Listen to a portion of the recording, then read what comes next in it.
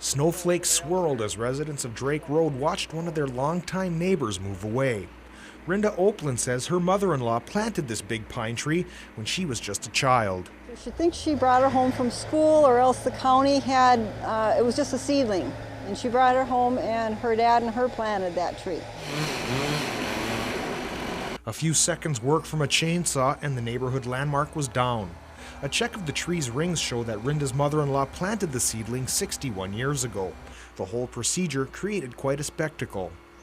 Unique to see it sheared off of the trunk and dangling up in the air, and watching it go down onto the big trailer. The tree is this year's City of Duluth Christmas tree.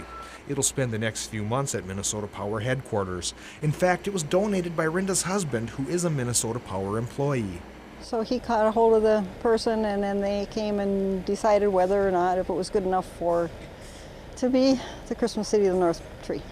Folks in this part of the country usually don't like seeing trees cut down, but since this one has a special purpose, it seems to be all right with the neighbors. You know, to me, I have mixed feelings about cutting trees, but sometimes there's a purpose for it, you know. Cutting the big old tree actually served a couple of purposes. Of course, it's an honor to be selected as City Christmas tree, but the towering pine was just too close to the Oakland home. We were afraid of it falling on the house. It was time to say goodbye. Now it's time for the rest of us to say hello. You can find the tree at the intersection of Superior Street and Lake Avenue. The mayor will officially light it right before the Christmas City of the North parade. In Duluth, Dave Anderson, News 6.